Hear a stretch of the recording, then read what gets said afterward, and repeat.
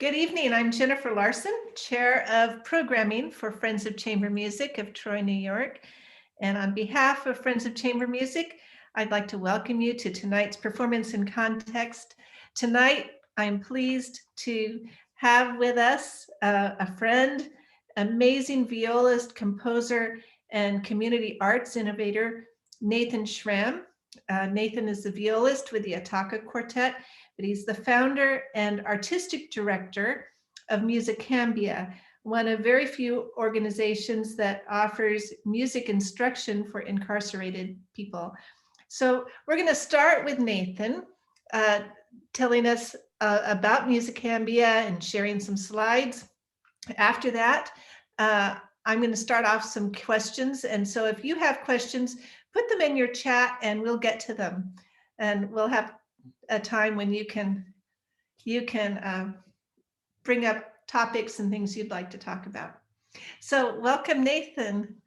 Hey, how are you? Thanks for having me, Jennifer. You're very welcome. Yeah, I guess I'll just kind of get started talking about Musicambia, I guess, huh? Sure. All right. So, yeah, and thanks for the wonderful introduction. It's said that I can't see you guys. Usually I kind of feed off the faces of everyone, not in a literal sense, because that would be a little weird. But in an energy sense, I do. But anyways, I figured I'll tell you a little bit about Musicambia first, about what we're doing currently, or what we should be doing currently if it wasn't a kind of international pandemic. And then I'll kind of talk through about how we got to this point as an organization, and some of the revelations I've had as a musician, as a human, and things like that. And at any point, if you have a question that just needs to be answered, I think just write it in the chat, and if I start rambling too much, maybe I'll check the chat and interrupt myself with the questions. So Musicambia is basically an organization that is designed to create music programs in the prisons and jails of the United States of America.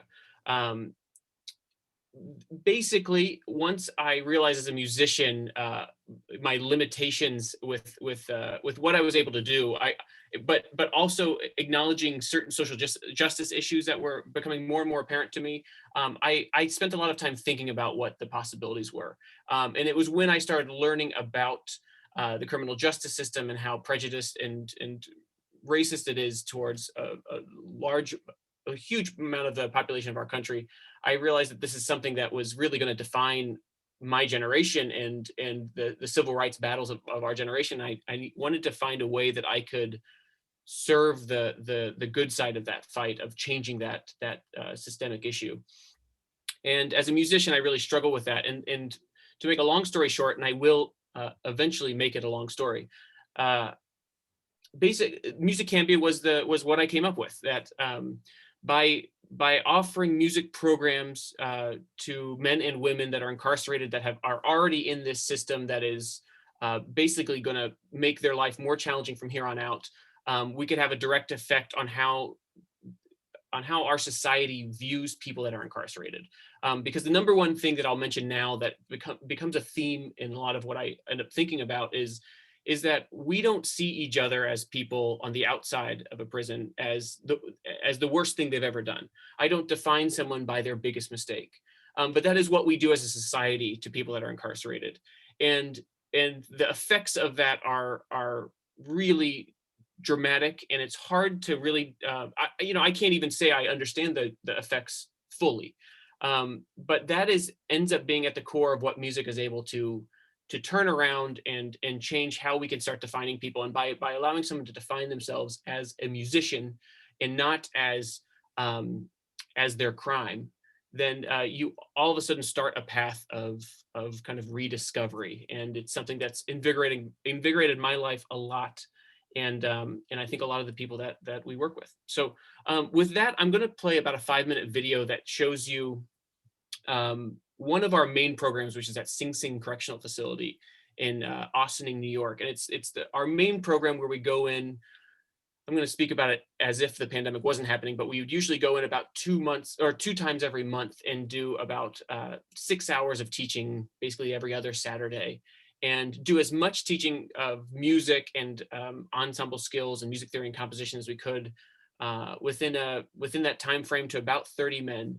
And over the course of the time we've been there, it's been this really dramatic community that has built up. And to be fair, the community existed before we even got there, because as I've learned, we don't bring music to prisons. Music is everywhere, and music is already in prisons. And we find ourselves being advocates for that musical community and for music in general. So with that kind of general preface, I'm going to play this quick video for you. Oops. Let's see here.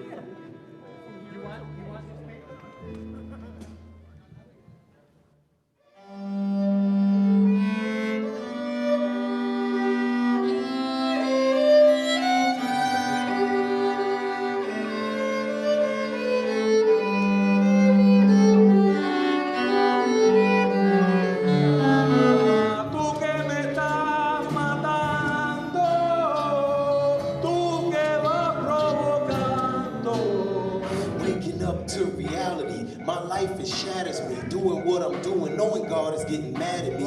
Is this insanity or a form of vanity? Can't let the man in me jeopardize my family.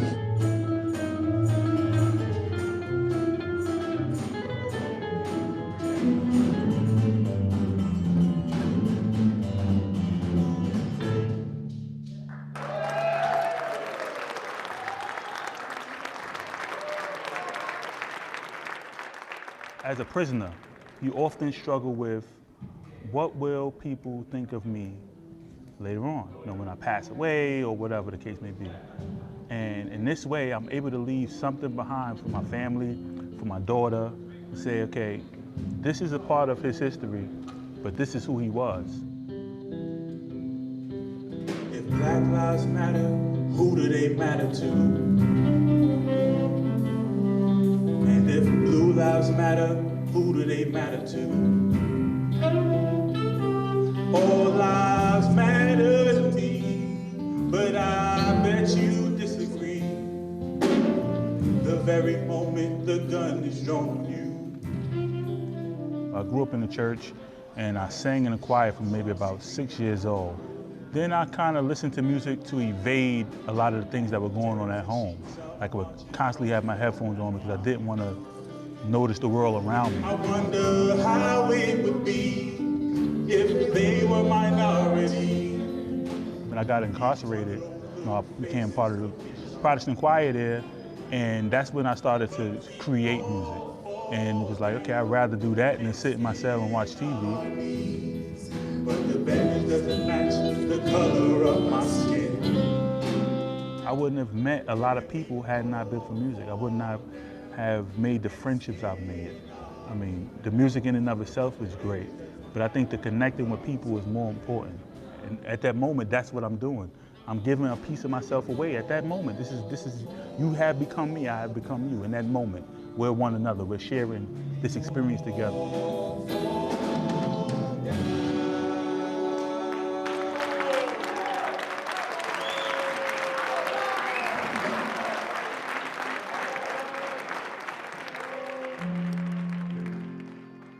In the beginning, I lost value for myself because I didn't think I could do much given this predicament.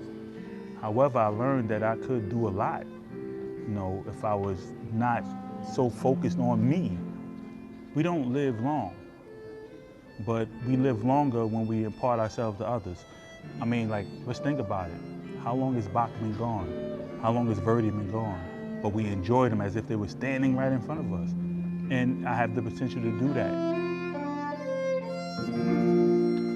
it's perpetual and it's everlasting as long as it's around.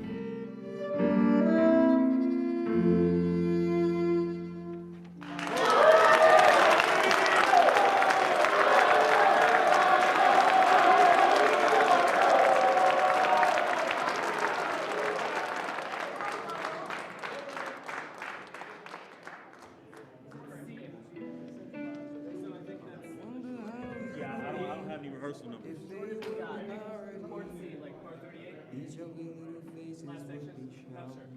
Oh, well, let's see.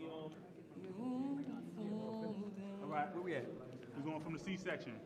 What is the C section? We all fall down. Gotcha. All right, good. Oh, that's really nice for me to watch too, because turns out this has been a weird year for everyone. And one of the things that have been the hardest about this year is that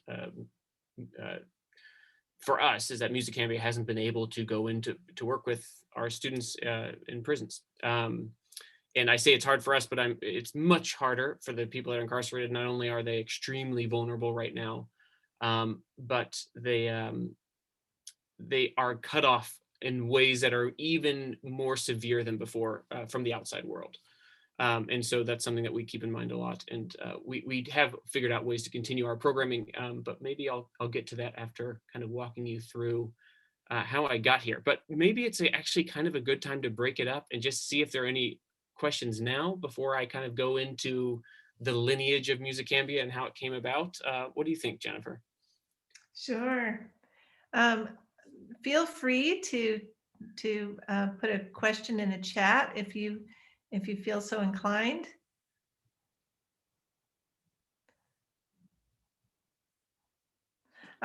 Okay. Was that music written by the students? Yeah. That some of that music was written by students. That's my wife posting, by the way. A lot of that music was written by the students, especially the songs. That we have a pretty robust songwriting kind of, I wouldn't say curriculum, but a songwriting interest at Sing Sing.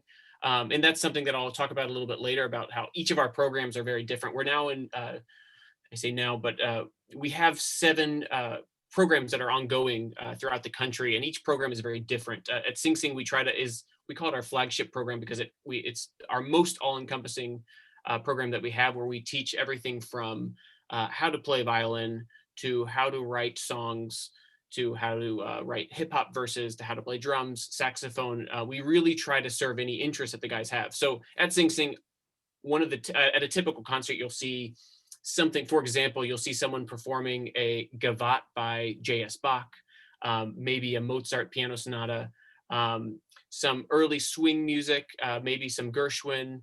You'll hear a lot of original songs written by the guys in just about every genre you can imagine. And you'll hear a lot of other instrumental music that people have written that doesn't include voice. So yeah, there's a lot of original and old music, and that's something that we are really excited about, and that we made a point of. Because I have a classical music background, being in a string quartet and kind of growing up through the conservatory model, we make a really strong point of not defining the musical genre that is taught at that prison.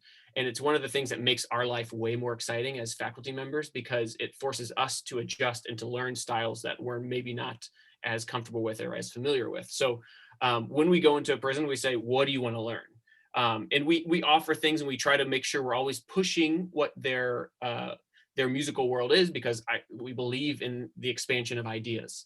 But at the same time, if someone has a really strong interest in hip hop or country music or early Renaissance vocal music, which is also a thing, we will feed that as much as we can, and it helps us stay invigorated in every way. So you have 2 questions. One is, how did it feel going into the prison, and how did you earn the trust of the inmates? Yeah, I think some people. I think the biggest thing is to be open and to how do I earn the trust? I guess that assumes that I have their trust, and I think I do have the trust of most of the people we work with. but at the same time, it's sometimes you don't get the trust from someone. For example, we have a prison in South Carolina, in Allendale, South Carolina, really out there, not very close to any major cities. And because it's so far away, it's really hard to have a program that sustains week after week. So we tend to do workshops there. And in these workshops, I'll go down there with a few people, and we'll be there for 5 to 6 days, and we'll get 30 people that we've never met before, and we'll say, we're gonna, in these 5 days, we're gonna write an entire concert's worth of original music.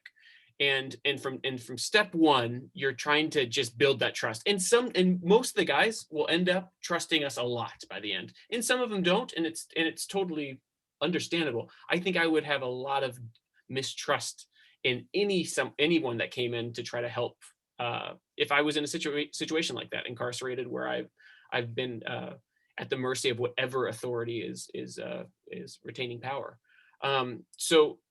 Yeah, but I mean, one of the big things that we do is the second we go in there, the first time we meet anyone, before we talk or anything, we make music.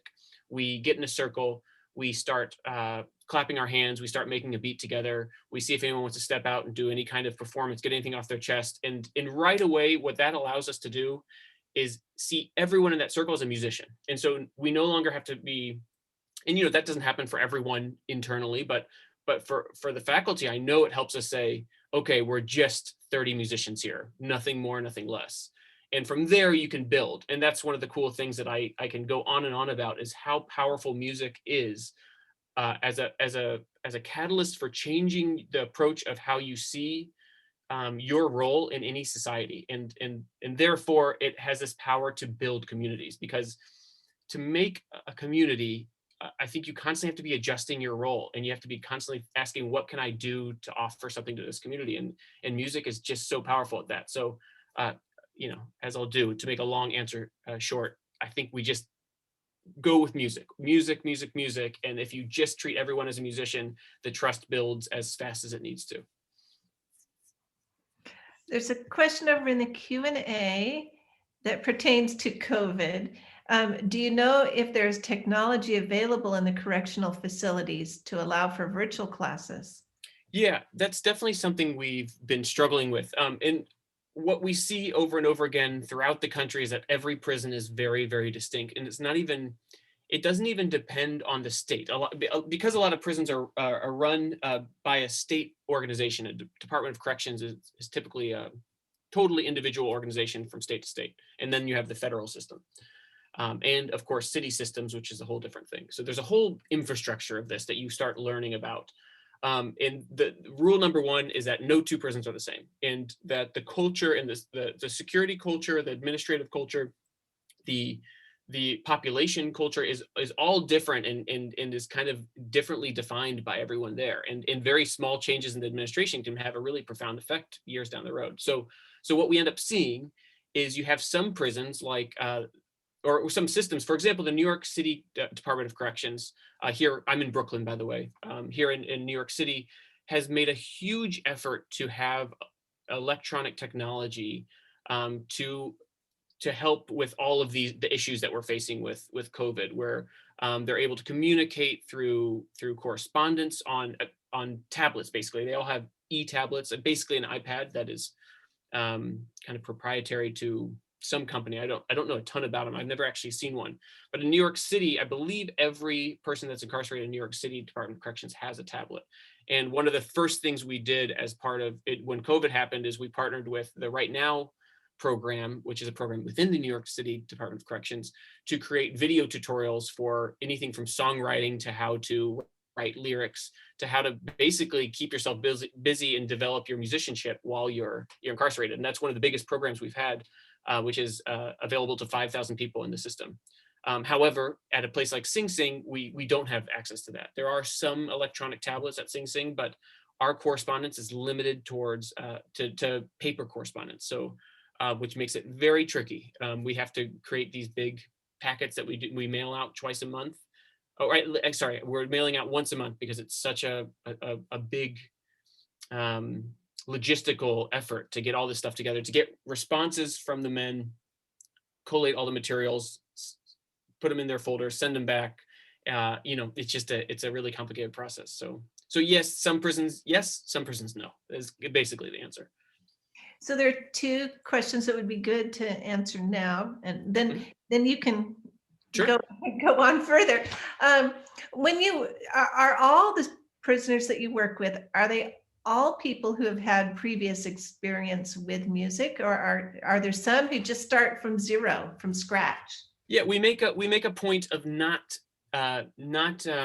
needing anyone to have any prior musical experience, and that's something that I love. We were having a conversation before this, Jen, about kind of why I've gotten into community work so much, and how my relationship with my family and my brother in particular has really grown since through music and having that interaction, and how special that can be.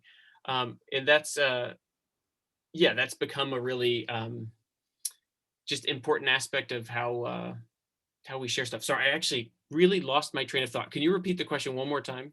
Yeah, do some of the students start from Yes. ground zero in Sorry. learning?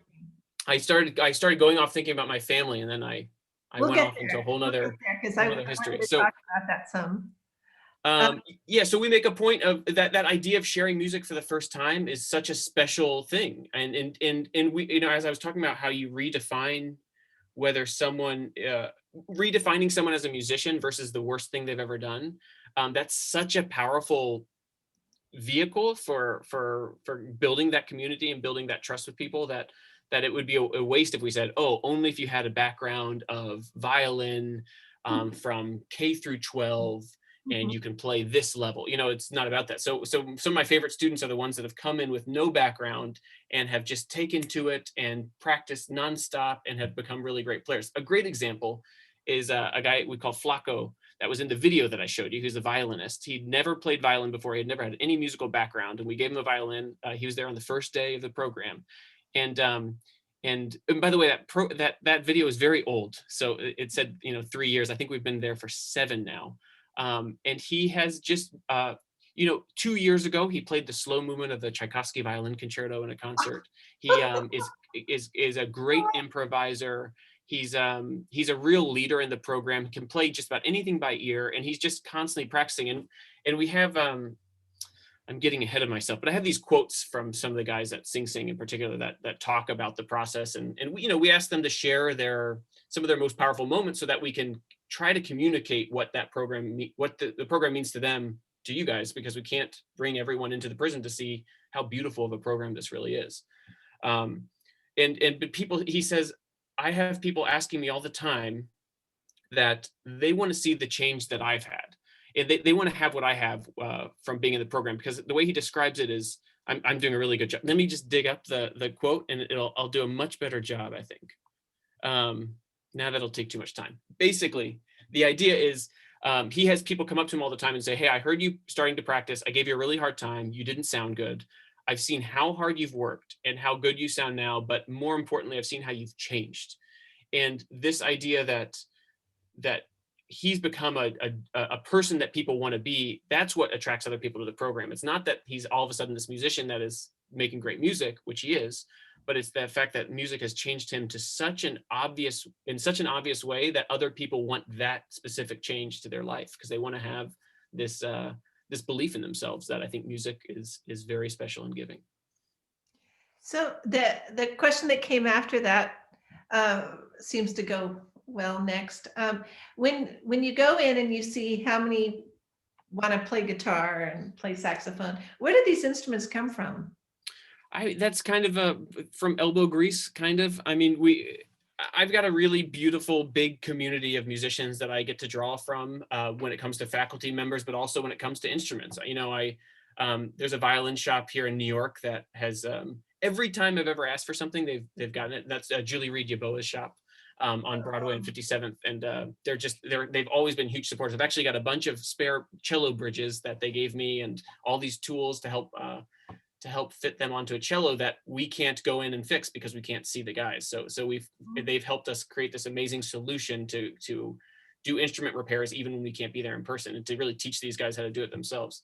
But we have a lot of grants. The Diodario Foundation has been another incredible supporter of our program. Another organization that basically anytime we've asked for an instrument, they've gotten that instrument for us and about tenfold more.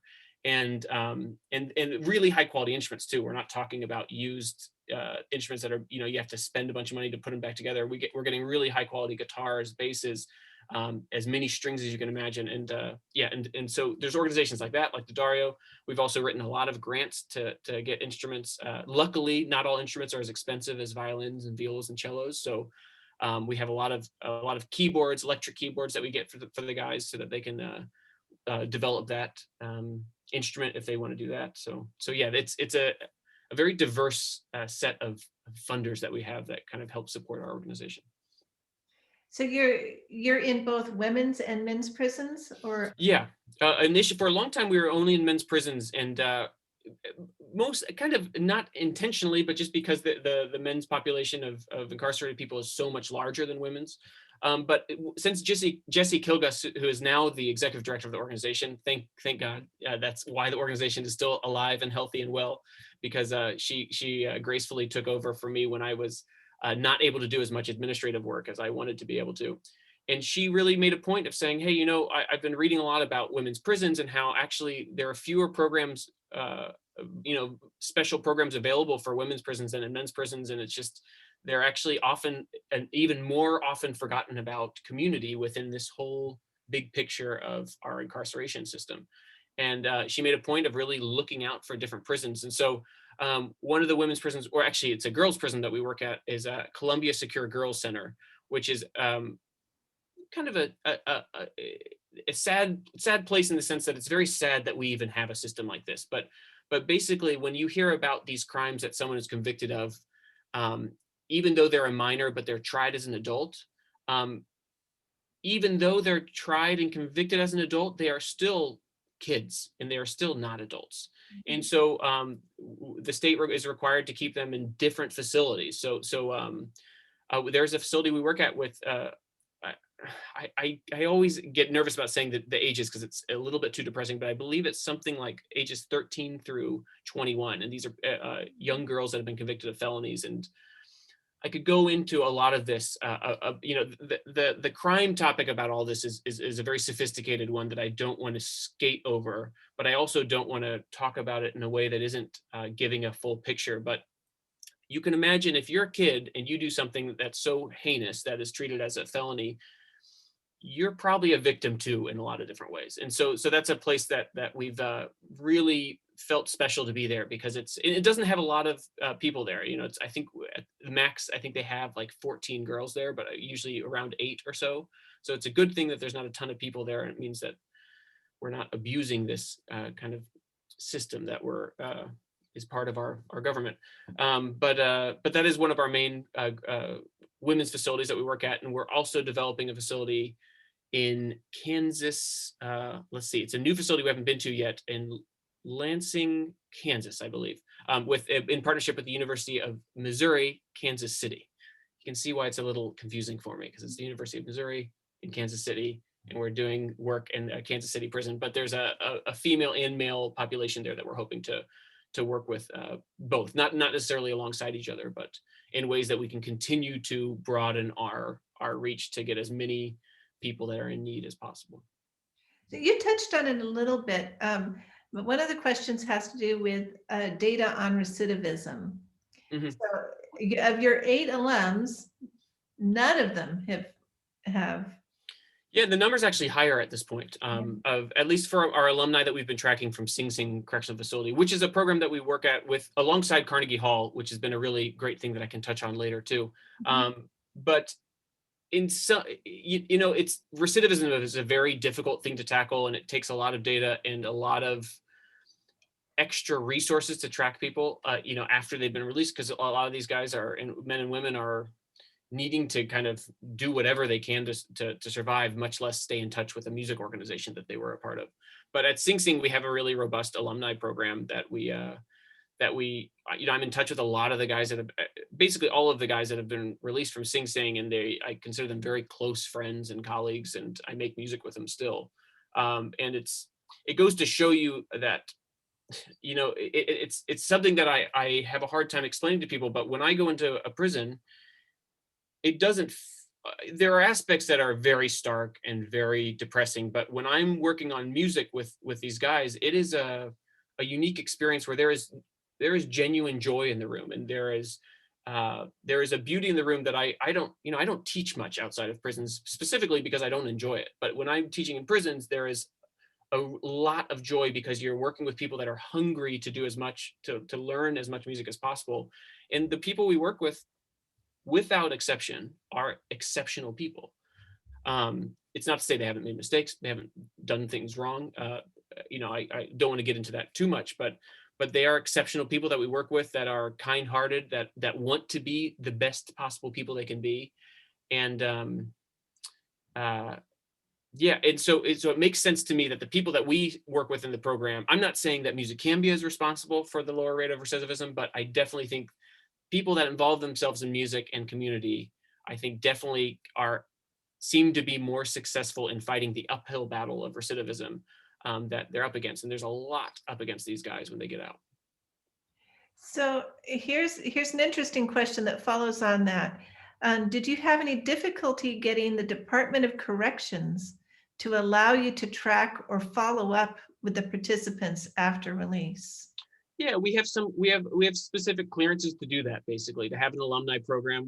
We all of the relationships we have once people are released are musical. We are required by law to not have real, personal relationships with the guys, but at the same time, music, it's a very fine line, because music is such a personal art form, and so it's inevitable that you build relationships, but the same way that you build relationships with people inside prison. You're sharing something very intimate with yourself when you're making music, regardless of whether you actually speak with words about something that's truly, intimate in this way about how you're feeling.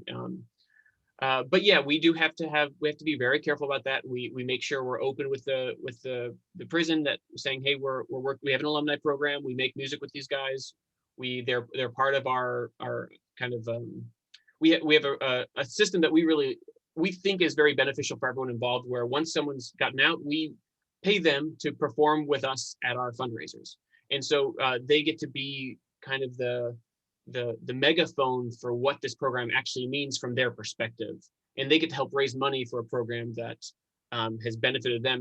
And generally everyone's very excited to do that. And we make sure to compensate them, as much as we can, to make sure that there's no sense of taking advantage of anyone or anything. But it's been a great way to continue that community that was so important inside on the outside.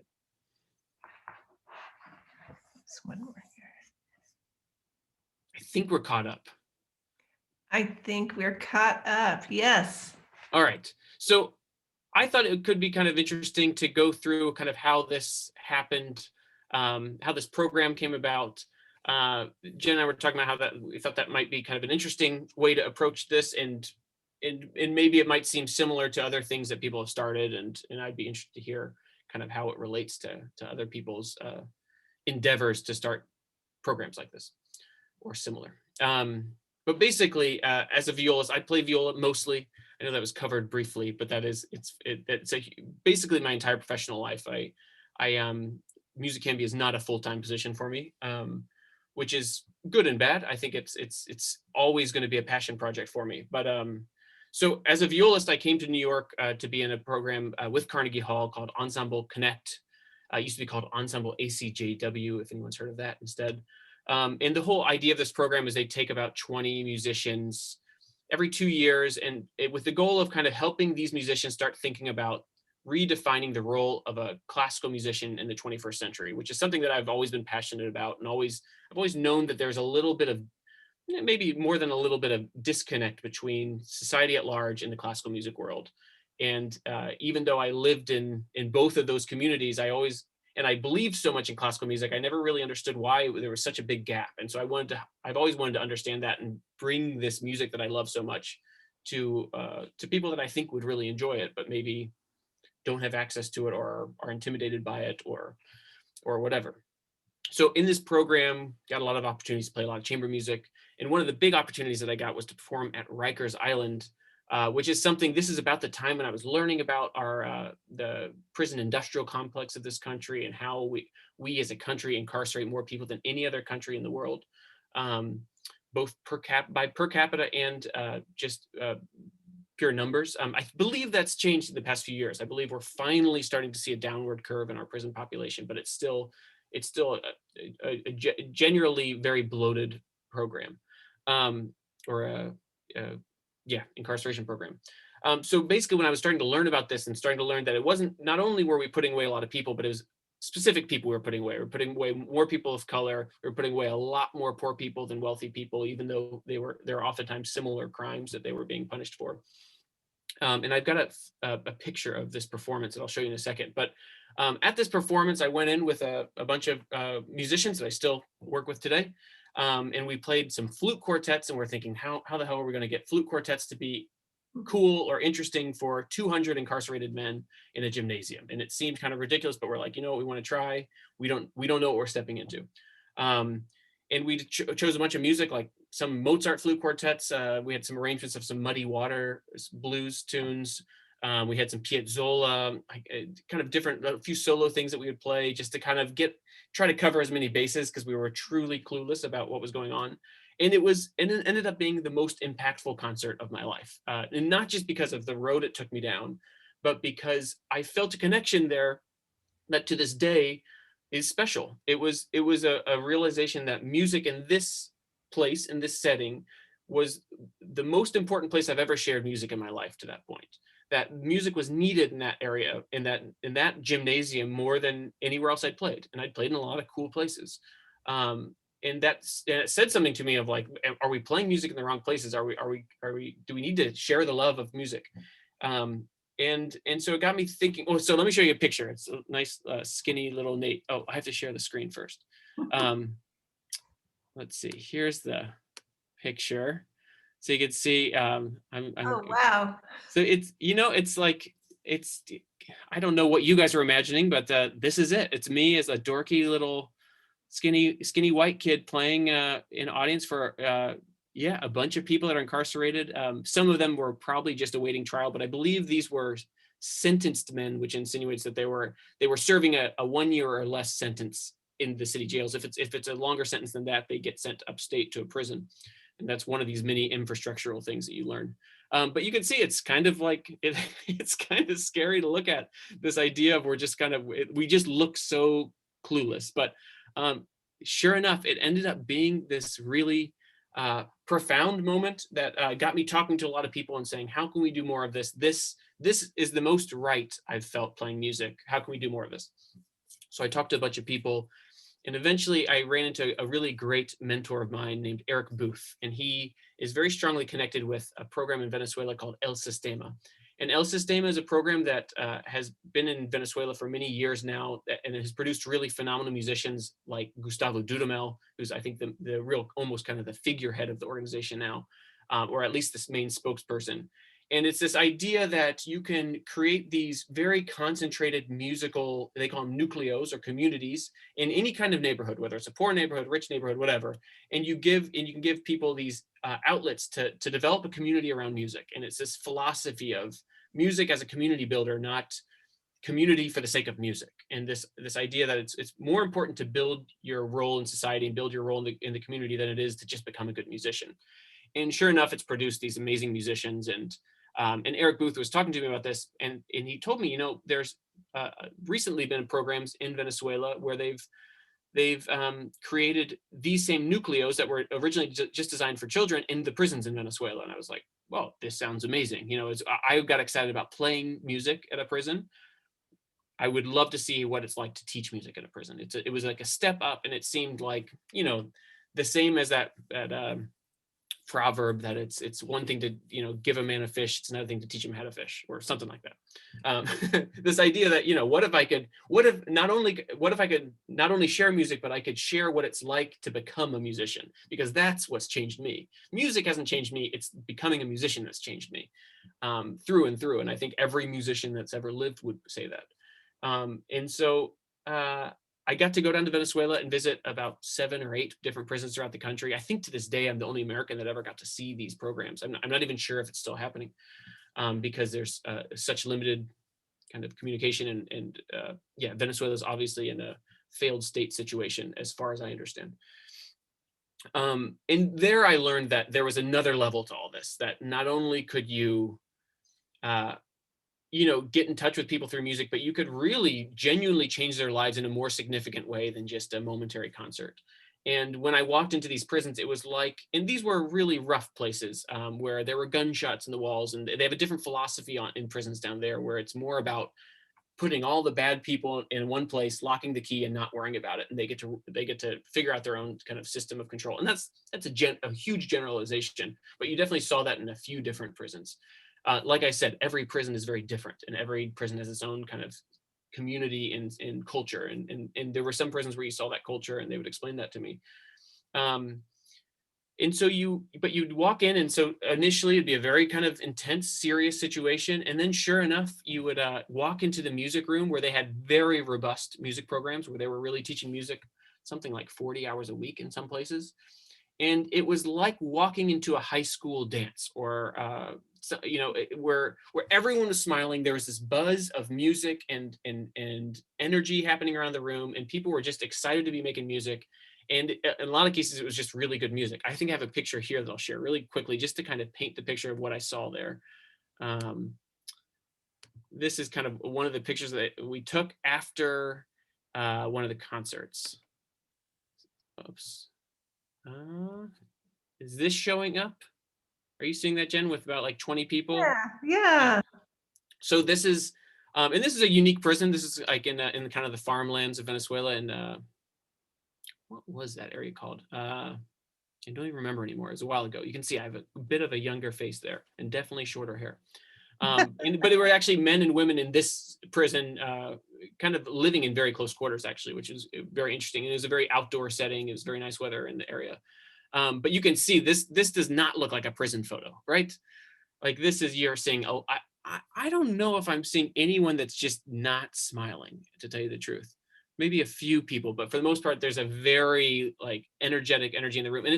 And ever since these moments, I seldom get to make music in a prison where you don't have moments like this, where there's positive energy, there's community, there's like genuine joy in just being around each other and making music. And you can imagine in a prison where that is generally generally prisons try to avoid situations like these, because it takes away from the punishment aspect and the ability to control the populations. But when it's possible, and when you can do it safely through music, there's really nothing better. And this setting felt no different to me than if I was making music with a bunch of my friends, or in an orchestra of sometimes the setting in prisons was actually more enjoyable than being in an orchestra, believe it or not. Anyways, moving along, Venezuela, I came back to the United States. I was like, this was an amazing thing I saw. This is something that definitely needs to be happening. Who in the United States is doing this? How can I partner with this? And I didn't really see an organization that had seen what I'd seen and was implementing it in the same way.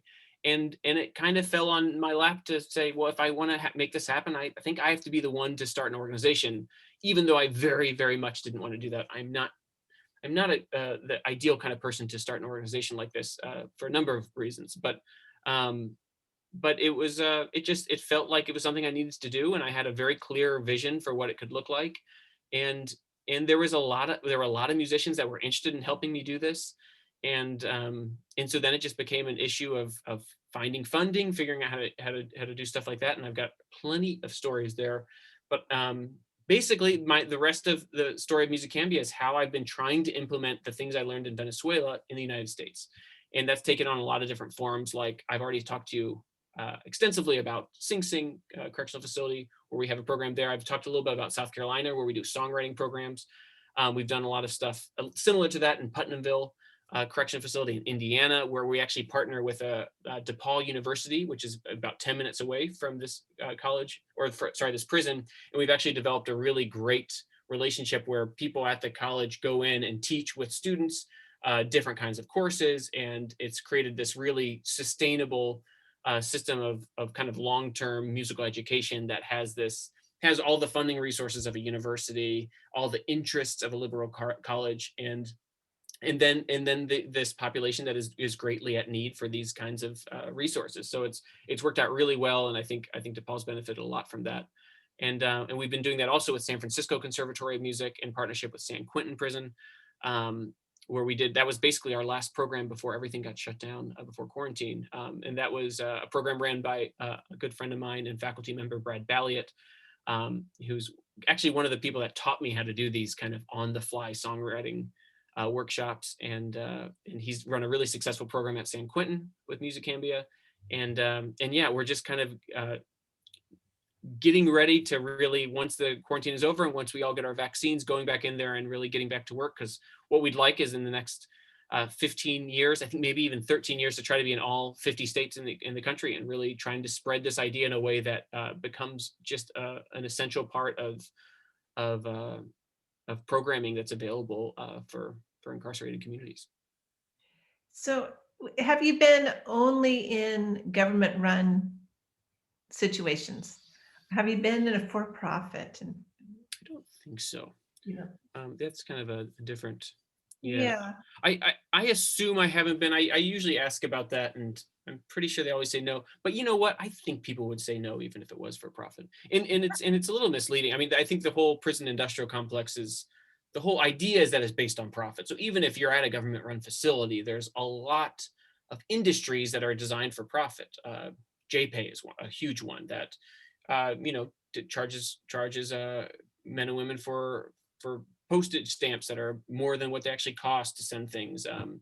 I don't want to get into it too much because it's a complicated subject. I don't want to skim over, but even the food sourcing for prisons is usually a contract that's fairly beneficial for the state, and not to mention the jobs that a lot of prisons have for men and women to do while they're incarcerated.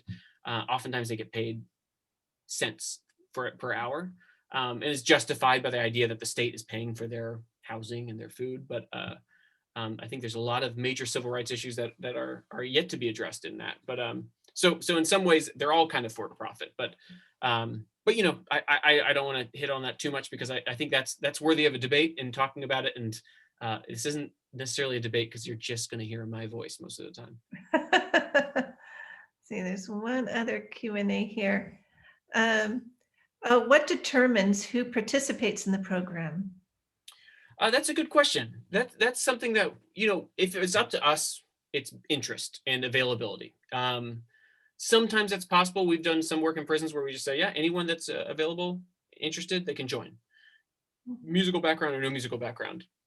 A lot of times prisons will try to use it as a reward system, which isn't, it's not something we support because it's all about changing this perspective of how you see yourself and giving people that are hungry for something to be proud of that thing. And so if you only limit it to people that are only behaving good or behaving well, then you miss out on that. But I understand that, prisons they're in a tough spot too for how they are required to run a system to keep people incarcerated. It's complicated. So it's usually not up to us, but when it is up to us, we allow it to be open for everyone.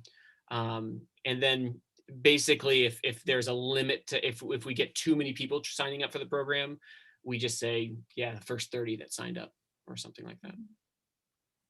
Well, it's good to know it's in demand, but there was a rumor that there was up to 100-person wait list at Sing Sing for our program. Wow. Yeah. So I have some questions that sort of focus on the psychology of being an innovator of this sort that I wanted to talk about, because I know that we have students in the audience who are embarking on community arts projects. And I wanted to know if you had advice for the young entrepreneurial artist who has an idea and doesn't know where to even start. Usually the hardest part is getting the idea, I feel like. For me, I always encourage people, don't force an idea. Sometimes I feel like people go with the first idea that has 30% viability or something.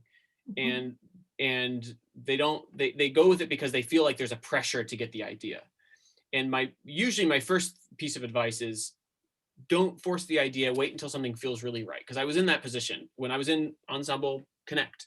and with Carnegie Hall, I remember this feeling of like, what are you going to do afterwards? How are you going to apply all the things you've learned? How are you going to do that? And I would always think like, we'd have these weekly sessions where they'd be like, so how's your idea coming along? And I'd think like, A little it's pressure. not like, I don't know. Like, and I thought about all these ideas of starting a chamber music festival or doing such and such thing. And all of those would have failed, not because they were bad ideas, but because I didn't care about them enough to follow through in the way that you need to care. You need to follow through to the extent to make an idea successful. You have to do it for a long time, and you have to like almost fail. There's a lot of times, I remember fundraising for the first year of Musicambia, and I was doing crazy stuff like, if we can get $2,000, I'll swim in the East River, and stuff like that. And we hired an orchestra to do a Rite of Spring dance party, and we hired a bunch of people. We rented out this big Masonic temple, and we got an orchestra together to play Rite of Spring on 2 hours rehearsal. And we had all these people come in with beer and to do a dance party, and we didn't make that much money. It was very fun, but yeah, but like all that I only was willing to take those risks because I was like, this idea is worth it. And other people saw that it was worth it, and they saw that I cared about it enough. So that's the first thing. And then if you have an idea and you don't know what to do, talk to people. Talking to people is by far the most useful thing of my career that I've ever done. And I'm not saying you don't have to talk people's ear off. You don't have to like corner someone at a party, but just when there's interest, talk about your idea and see if there's a connection, and see if someone has an idea of how you can develop it. That's what happened with me when I started talking about how great Rikers Island was. Sorry. When I talked about how important that performance at Rikers Island was, I talked to Eric Booth about it, and he wasn't the only person I talked to. I talked to dozens of people, and Eric said, hey, you know what? He wrote me an email letter, said, you should go check out, I'm going to try to connect you with some people in Venezuela and see if you want to go down there and visit. And that was enough to inspire. That was enough to give me a very clear idea of how to move forward. And so, talking, building your community, letting your ideas be public. And if they suck, if your ideas turn out not to be really great and useful, they'll die quietly in the night, and it'll be no harm, no foul. But if you talk about them and you feel like there's a little bit of traction, and as you learn more about what's possible and what's not, I think you'll have a much clearer idea. Yeah, what's the worst that could happen? Yeah. I remember one time telling somebody, what you should do is, and I thought, wait, that's what I should do. Yeah, and right. That was when I knew I had a good idea. Oh, right. Yeah. Yeah, when you find yourself telling someone else what to do, and it's really just what you should be doing yourself. Yeah. It's exactly the right idea. I'm hoping that you'll share some of your early experiences, how you were drawn into music yourself and what it meant for you. Yeah, we were talking about this a little earlier, before the class started. Yeah, I mean, for me, one thing that we didn't talk about earlier that actually is something I usually refer to here is when I grew up, my dad was in the military, and I moved around basically every like 2 to 4 years, sometimes even more often when I was particularly young. Which is, at a certain age, it doesn't really matter. And you kind of your parents will find you friends when you get somewhere, and it's probably harder on the family than anything else. But after, once you start getting in middle school and high school and stuff, it gets to be a little bit of a traumatic experience to have to say goodbye to your girlfriend, to say goodbye to your best friends, and know that it'll never be the same. And one of the things that I started in public school, I started viola in public school in Northern Virginia when I was 10 years old in 4th grade. And it was just something that I kind of liked. I liked a lot, actually. And I remember when we moved to Georgia when I was in 6th grade, so 2 years later, one of the first things my parents did was find a school where there would be a music program, which in my mind, I was thinking like, I don't know why that's so important to you, but sure. And it turns out, and I didn't even recognize it until much later in life, because I was a little stuck up and thought like, oh, the music school, the kids at this school aren't that good or something like that. And I didn't realize that I was entering a community where I instantly had value. I instantly had something to learn. I was instantly part of something. And I didn't have to like prove myself in the way that you have to kind of build social stature to be popular with friends. It was like right away, I could just play viola. Even if I never met anyone, I could just sit in the back and play viola, and I'd be part of this community right away. Because otherwise it takes a long time as a kid, as anyone, an adult too, to get used to a new living place. And so as that, we moved again after that, and that was where it really became more apparent. And this kind of started building this idea of how music isn't just, it's not just something that you like.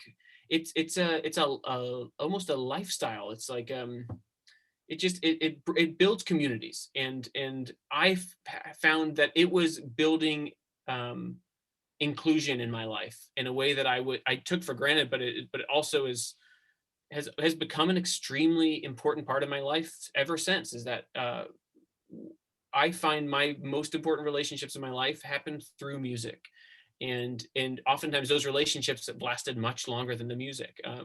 And so that's kind of what's at the core of it. And we were talking about, my relationship with my family, and my brother in particular, who's also a musician and kind of schooled me throughout my youth. And he was 4 years older, and he was kind of experiencing the youth orchestra scene. He played his first Tchaikovsky symphony, and I got to hear it and say, oh man, that's so cool.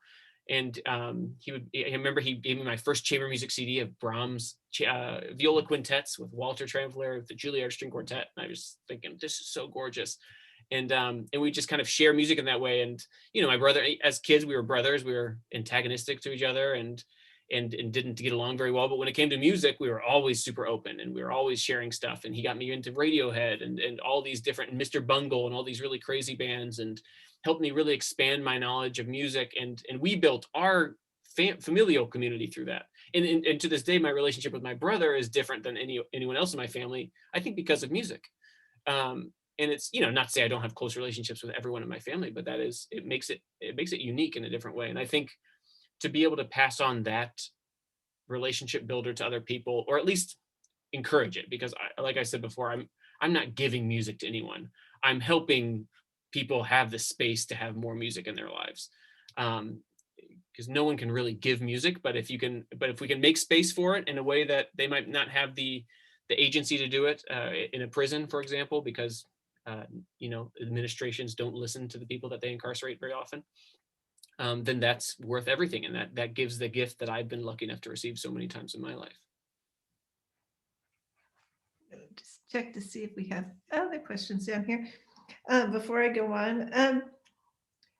So I wanted to know, as you got into this, doing these very difficult things, you had to make arrangements with the prisons to get in, get, permits, and form all these partnerships and so forth.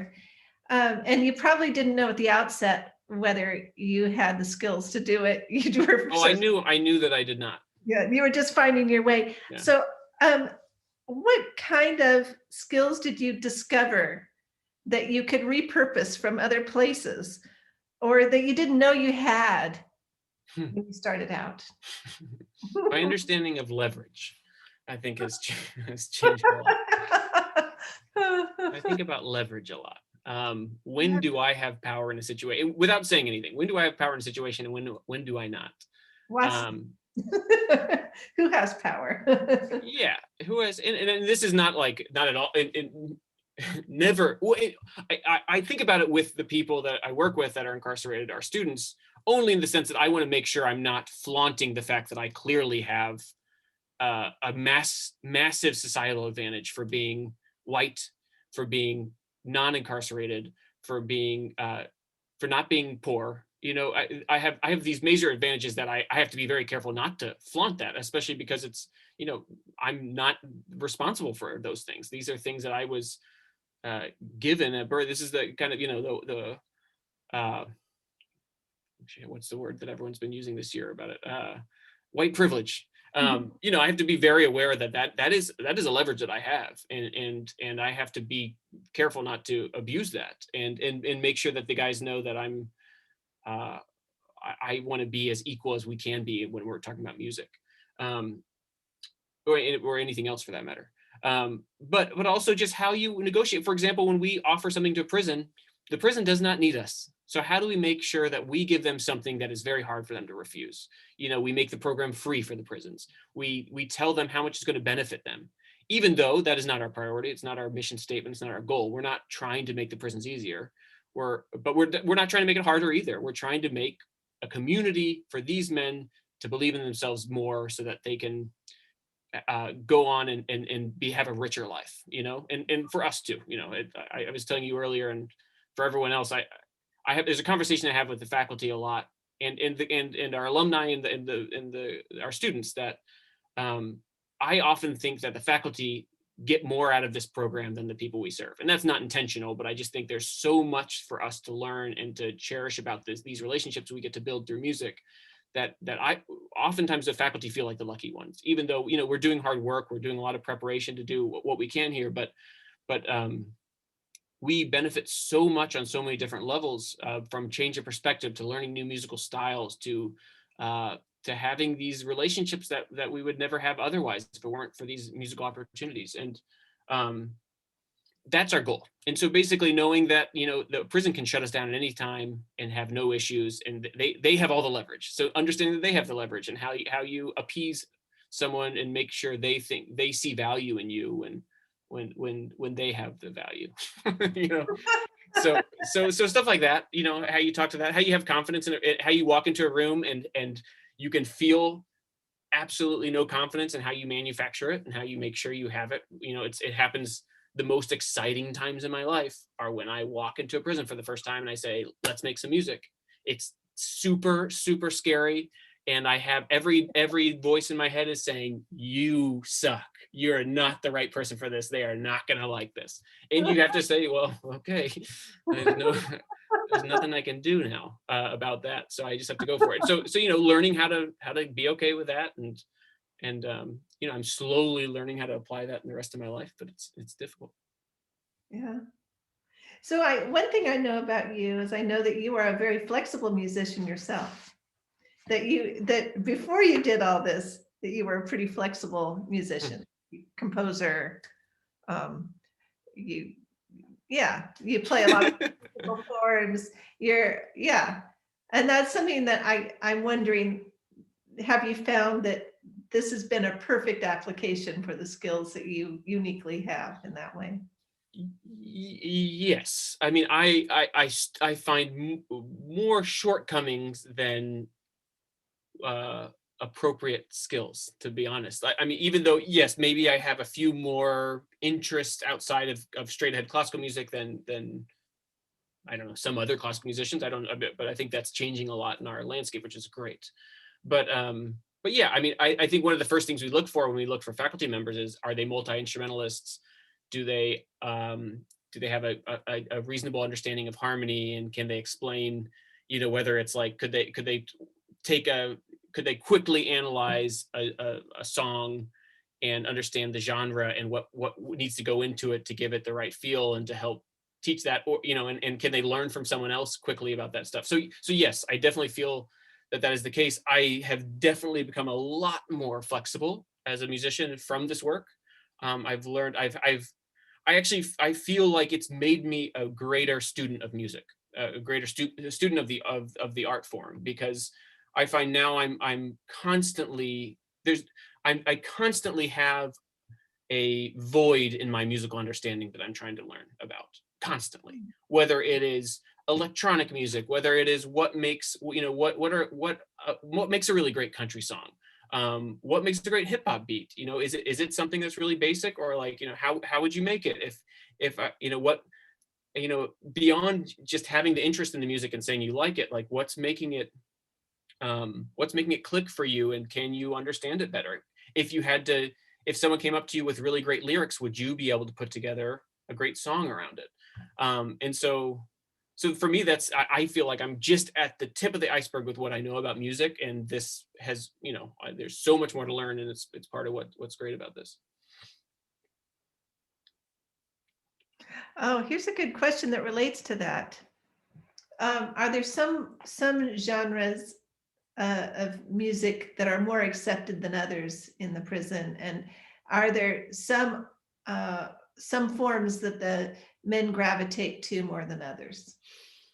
Yeah, it's funny. It's kind of what you'd expect without ever saying it out loud, but it's very much divided on race, and not exclusively, but there's oftentimes a big divide about different kinds of music being of interest to different race, and there's a very big racial separation that you see in prisons, which is, I think, just a product of the fact that people are made to be extremely vulnerable in prisons, and they, for whatever reason, that's something that people grasp to in this environment. But you do see a lot of hip hop, but a lot of country music, a lot of a lot of gospel music.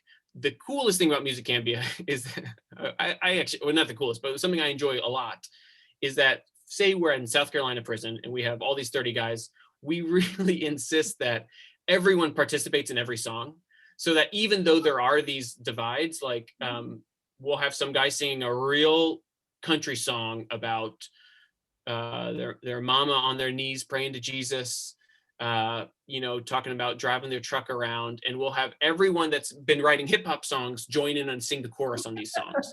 And meanwhile, I'm playing viola, and maybe Brad's playing bassoon on everything. So really quickly, I'm a big believer in breaking down the concept of genre in music. I think it's total BS. I understand the instruments make you, put certain things in different contexts, but like ultimately, note for note, it's all the same. Really, I don't see any superiority of any kind of music. And one of the cool things I've noticed about being a classical musician going in and trying to play all these genres is I instantly make things weird. I instantly make it out of place and wrong. And like, I don't think I know any real hip hop songs with a viola in it. Maybe there's a few guys that are doing it now that are starting to push the envelope. So every time I play on a hip hop song, everyone's like, well, that's weird. There's nothing that can make it any more weird than that. So yeah, but there are these genres that pop up a lot, but it's, and it is super interesting to see how there's a racial divide sometimes. And sometimes it's not even racial, it's just a divide by people and by interests. And it's really fun to break that down immediately and again, bring people together through music. It's just, it's super exciting. And I have to, because, I'm clearly a very white kid, or I'm not a kid anymore, unfortunately, but I'm a white guy that goes in playing a classical instrument. I have to be prepared to acknowledge like the whiteness of my music, but also be ready to say like, it's who I am. So let's make music anyways. And let's not care about that. Another question here. Oh, got that one.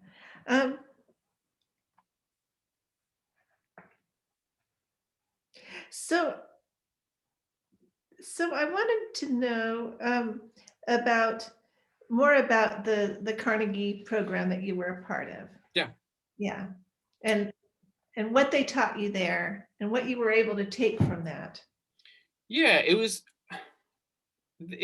really one of the most important things I've ever been a part of. Carnegie Hall took really good care of me and taught me really great things, and has continued to be a really huge supporter of everything I do. And it's been really amazing and unusual to have a major institution do that. But more than anything, they set up this community. And Carnegie was already focused on this thing, and they brought in young people to start thinking about the same topics that they were thinking of. Everyone talks about classical music needing to kind of redefine themselves.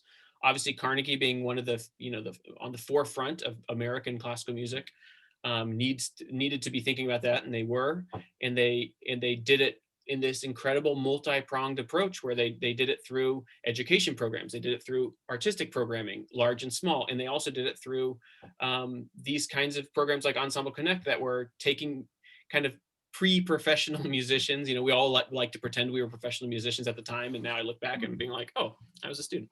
But it was great, and so it just got everyone thinking about these things, and whether the tactics we learned are still tactics that I fully believe in today, as yet is not totally clear. But the idea is that they got me thinking in a way that has completely changed my career and completely changed how I interact with audiences, how I interact with presenters, how I think about music I want to play.